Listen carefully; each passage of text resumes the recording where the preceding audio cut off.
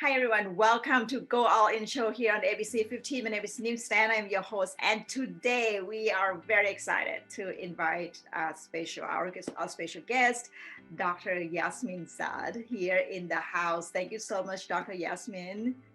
Thank you so much, Nim, for having me. It's really a pleasure. Wow, wonderful. Well, Dr. Yasmine, tell us a little bit about what you do, a little bit about your journey, so that we get to know you a little bit more because you have done an amazing work and you are a healer and a teacher and heal so many life at this moment. So please share with us. Yes, I'll be honored. So, for those of you who do not know me, I'm Dr. Yasmine Saad, and I'm top 3 psychologist in New York City. I blend Eastern and Western psychology. So, I like to say that I use ancient Eastern wisdom to cure modern Western problems. I will bring you liberation out of limitation, and I will bring you harmony out of harm. I believe that every thought, every emotion you have, even the negative one, have a message for you, have wisdom for you, and bring you to a better you, if only you can decode it. So I built a group practice in New York City here where we tailor treatment to suit your needs. We believe that, therapy should be something that is tailored to who you are, what you're going through, and we have to figure out what is the best approach for you and give you a holistic care package. So that's, in a nutshell, a bit who I am. Awesome. Thank you so much. So I have a question as you speak.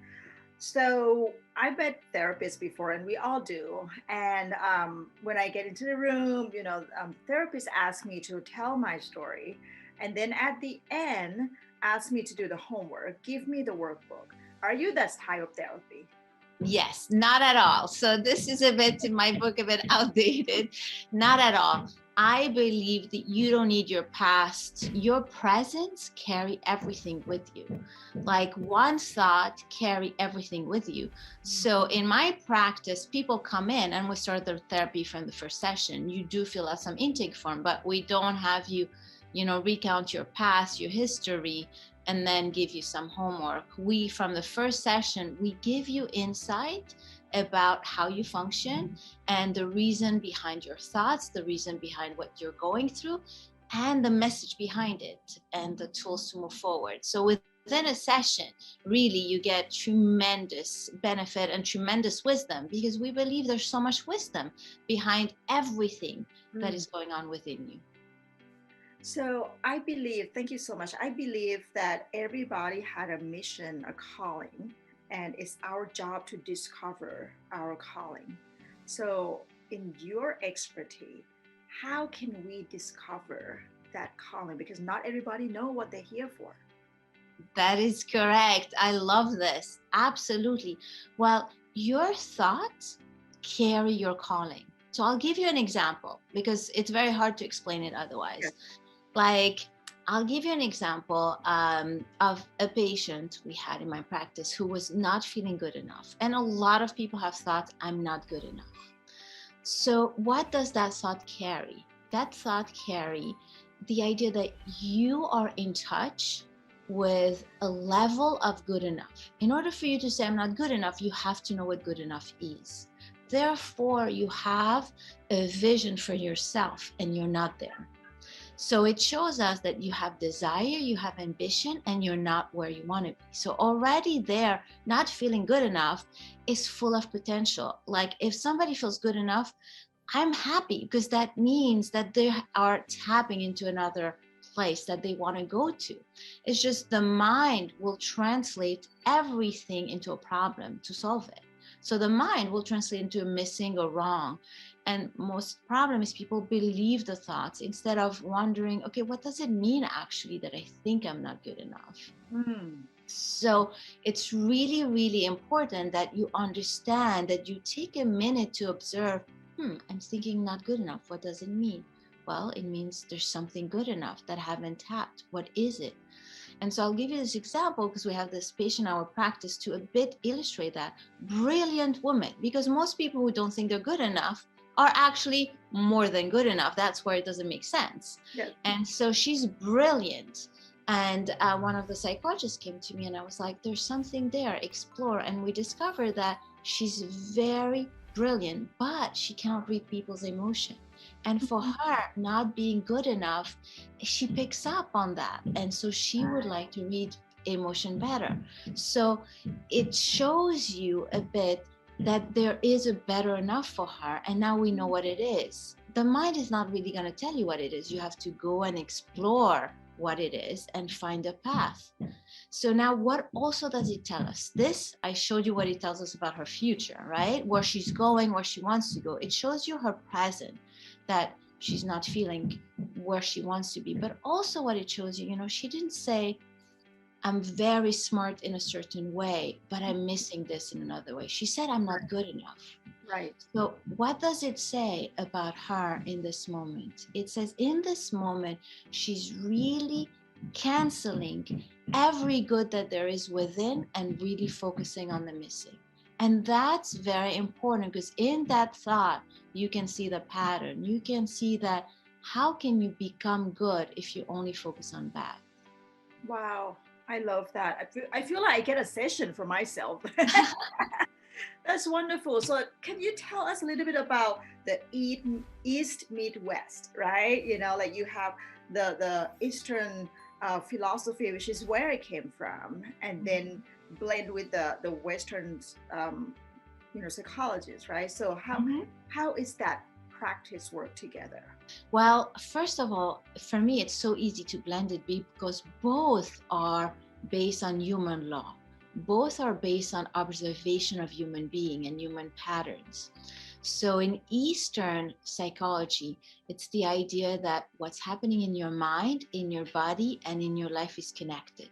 Because everything is an energy frequency and it will attract. So from that base, there's a knowledge about, for example, if you have a headache on a side of your body, on a side of your head, either center or side, that will mean you will have maybe frustration or maybe anxiety. Like it is related. From Eastern perspective, there's a blueprint that what's happening in your body also reflect in your mind and also reflect in your life. So that's the Eastern. In Western psychology, we have a different way of talking about it. And there's many ways. We have a way of talking about it, which is, who is your headache? Something is creating your headache. There is a symbolism to headaches. And we understand that maybe you are receiving anger and absorbing anger through that process. So the two really blend together. The best way I'm going to describe is by, again, giving you an example. I had a patient come to my practice feeling like very anxious. And so right away I picked up that he had difficulty letting go, that he was really planning, predicting every possible scenario, being really anxious. And I was right on point. And he was nodding that I was correct. But most people, when they come, they have an aha. And I didn't get that. And so I was like, it's not the core. I didn't hit the core. I know everything I'm saying is right, but it's not the core. And so at some point, he was twitching in his chair. And I noticed he was really uncomfortable in his body. So I asked, I noticed you're uncomfortable in your body. And he's like, oh, I have terrible back pain. I said, okay, where's the back pain? Because depending on the location, there are some stagnation in the back pain. And so he said upper back. So in traditional Chinese medicine, upper back is the back of the lungs. And the lungs, as we all know, are to breathe in all the good of life, breathe out all the toxin. So when you have pain, that means it's not working so well. So that means you cannot absorb the beauty, you cannot love the negative, right? But I already told him that. I had already told him you cannot let go. So I had to go deeper, and I realized the biggest let go in life is death, right? The biggest let go in life is death. So in traditional Chinese medicine, sometimes when you have pain there, it's you're going through a loss. Yeah.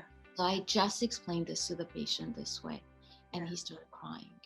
Wow. And then I know I hit the emotion, and he started revealing how his mother had passed away 5 years ago, and he was still in deep grief and was so ashamed about it that he was not going to let anybody know. And it's Wow. just because I saw it, I pointed it to it because his body was showing it. Right. Then I was able to give him a therapy based on this grief, complicated grief, and he was much better in 3 months instead of I would have done another type of therapy just for letting go and planning, predicting, and it would not have hit home. So Right. this is how you combine Eastern and Western. You use everything. Everything is an entry gate. Your body, your mind, everything talks to you. You just need the knowledge to decode it. And this is where I come from, helping people decode it. I love that because I'm pretty much blend with, where I came from. That's my root, in Asia. And living here, sometimes I feel like I lost myself because I used the the Western mindset, like things need to be the way that we want it to be, but then sometimes I forget to like focusing on my root as well, and then anxiety come, and I love that you reminding us that, everything is like united in one. um, Everything is one. And I love what you said because what you're saying is um, it shows a bit who you are, that you are very sensitive to your environment. So you will absorb the environment. So for you, you need your own rebalancing technique because it shows that you are so sensitive. You absorb the wisdom around you. You also absorb the imbalances around you. So right. it's very important that you find your way to get back to you. Otherwise, you will feel everybody around. Exactly, exactly. So any technique, because right now in our world, right, there's a lot of things going on, and it's always like that. Yes. It's 3 years ago, it's still like that. It's just new issue all the time. So how can we create? Do we supposed to create the bubble around us to protect ourselves, or what else can we do to take care of ourselves and our energy? So, three things. First thing is mindset. And the mindset piece is it's so easy to think, oh my God, it's coming at me. What's going on? It's so stressful.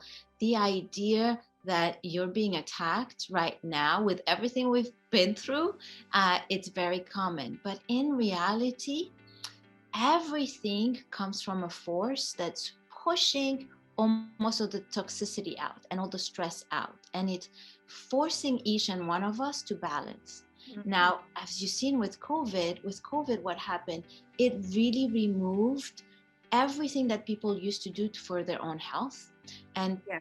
have you look at yourself in the mirror. Like if you felt better by going to the gym, well, there was no gym. If you felt better by going to see friends, well, there was no friends. Like you were left alone with yourself. And so that's why a lot of people struggle. But the idea was push you to rebalance because you had no other choice but to rebalance. So you could look at it as, wow, life is coming at me and, really attacking me. Or you could look at it as, I am forced to go deeper. I'm forced to rebalance. Life is pushing me.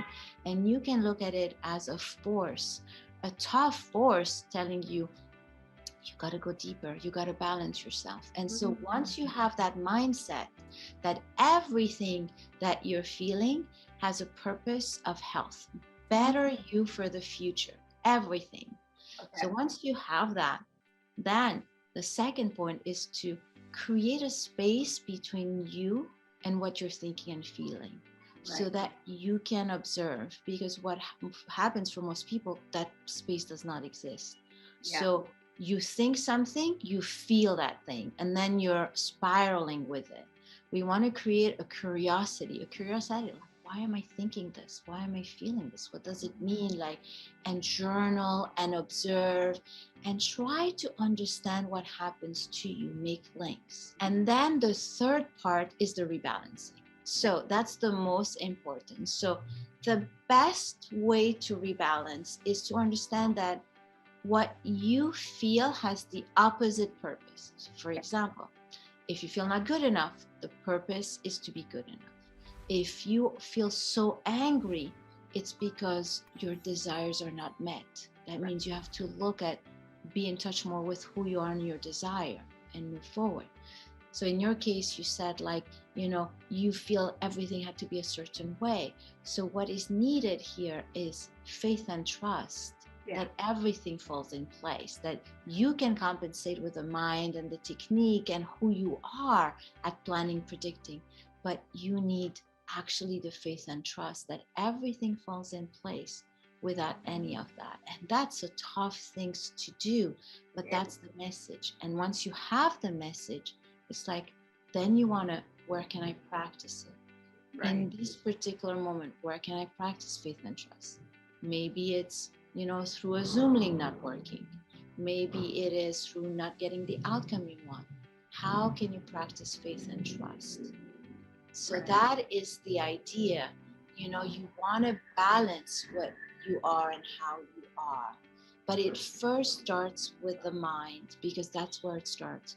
We could add so many things. After that, it has to be tailored. We can introduce Qigong. We can introduce acupressure points. We can introduce so many things. But the first 3 steps needs to be put in place for people to be able to get the wisdom behind what's happening to them and for them. That's lead me to the next question, Dr. Yasmine. My audience, they're all entrepreneurs. And especially, I think during the COVID, there's new entrepreneurs like born, right? And it's so easy for the person that just start, look at someone else on social media and see all the media handles, all the logos, all the success that they put it out. I mean, and then that person come to me because I have clients that see me as someone who's very successful, and she said, well, that's like, I just can't do it, I'm just not, basically not good enough, not smart enough, right? And it's going to take me years and years to get there. And I said, well, you have no idea, like, this is not happen overnight. I always work at Starbucks. Like I have to sit there, not even in my office. I have to sit there many, many, many hours to just make sure that I don't fall asleep. Because if I work at home, I will fall asleep and eat a lot. So there's a lot of works that I put behind the scene, and practicing entrepreneurship is actually a spiritual path for me. I can't do it without connecting to myself and my higher self. So how can I help this person who just start trying to find herself and not comparing to someone who's been there? I'm not any smarter. I just start before her. So the first thing is, you want to see what this person is doing, because you want to start where they're at. Okay. So where they're at, in that example, in that thought that she conveyed to you, she's basically telling you that this is where I want to get, but I have no way to get there. And based on what I see about you that got you there, I don't have that. So what does it tell you? It tells you that she has a desire for it. She has no way how to go about it, but also she is looking for outside guidance. And this is where the imbalance is starting already, because outside guidance will only be for other people. The advice you're going to give her are going to be based on your life, your experience, your journey. But your journey was for you. Like maybe for you, it was through effort. Maybe it was through hard work. For somebody else, maybe it will be through different. Or maybe for you, it was through the spiritual growth. And for another person. So we have to help others find their way. And the way we find their way is to look at, let's start with who you are. Right. And given that you have this desire, you have the tools for it, because desire don't come for people who cannot have it. Like people don't imagine what you cannot have. It's just not.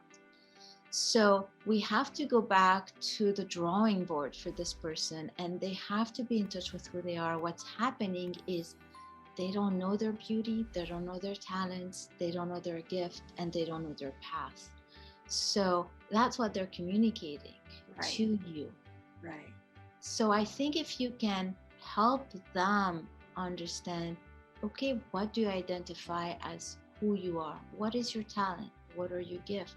Also, what are your weaknesses? Because Right. weakness are also talents because they show you a different way of the past. For example, if I'm not good in math, it's meant to steer me away from math. You know, it has a purpose too. It's actually really good. It's meant to push me away from something. So, and it also pushed me to rebalance myself, get help around math. So, Yeah. those are the two pieces. So, what I would ask this person is to connect to who they are, because right now they're connecting to the beauty of everyone, and Right. they're connecting to the missing and the wrong of who they are. And from there, it's very hard to create something beautiful. Right. Right. Because you want something that you don't have, and you not appreciate something that already in you, the beauty in you. Um, It's Wonderful. almost, yeah, it's almost starting with a hole in your pocket, Mm. because you are focusing on the missing and the negative, and Right. it creates a hole in the pocket. So whatever you're going to put in that pocket, it's going to go through the hole of missing and wrong. And so you can accomplish a lot, and we have a lot of entrepreneurs who do that. They accomplish a lot, they still not feel good enough. They still don't, Right. it doesn't hit home because the perspective is still coming from a place of lack, missing, and wrong. So from everybody's eyes, they're like, you're amazing. And in their eyes, like, not so much. Yeah. And that's a pity. That's pity. Yeah. Well, let's understand ourselves. Take time to be with ourselves and really dive deep into who we are. And rebalancing it. And we always gonna have to rebalance. Correct? Yes, you always have to rebalance. And if you don't rebalance, life will rebalance you. It will yell at you very loud. That's right. Everything is going to shout for rebalancing. But if you have this perspective, you will see the rebalance. You'll see everything within you as rebalancing you. If you don't have this perspective, you'll see life attacking you and So, coming at you and taking you down. so much wisdom in here in this session, in this segment right now. Um, Dr. Yasmin, tell us a little bit about Madison Park, your practice in New York, and how can our Yes. audience reach out to you? Yes. So I built Madison Park Psychological Services about 10 years ago, specifically because I felt what works is something that is tailored, something that fits. There's so many approaches. Again, what we talked about is that it really has to fit you. We have to see what is your path, what is your purpose, and what are the obstacles here, and what do we have to rebalance. So Madison Park Psychological Services is based on that. We start with an initial consultation where in just 10-20 minutes, I can show you a bit who you are, what you're going through, and where you're going, and what are the steps. And then I match you with a therapist who's very suited to you, personality wise, expertise wise, and then together you guys do the work. So basically, I save you months in therapy looking for the wrong thing and the wrong approach and everything. I put you right away where you need to go with the top in the field. I only hire 1% of everybody who applies to my practice. So you get the best, and I train them. And so we have a reputation. We've been, top 3 group practices for, I think, 4 years Right. now. Yeah. 4 So years now. Congratulations. thank you. And we're based on diversity, because people who come to see me, want someone like me. I was born in Lebanon, grew up in Paris, speak 4 languages, practice traditional Chinese medicine. So I'm a bridge. So people come to me from India, Pakistan, Middle East, South America, just plain America. So we have the melting pot in my practice, and the psychologists reflect that so that we can match. So I'm sure that some of them fly in to meet you in New York, but what about those? Like, can we do Zoom meeting? So, New York City is such a cosmopolitan, like most our patients come from New York State and they are from all over. Now we have a whole coaching practice that is international. So we can do that. Like because of our licensing, we cannot practice psychotherapy outside New York State, but we can practice coaching. So depending what you're going through, our services could be available to you internationally. It's much easier, and nationally we can see what we can do. And I train so many people at this point that have opened their own private practice a little bit everywhere, that I usually can find somebody good for you. I feel like I want to change my career now.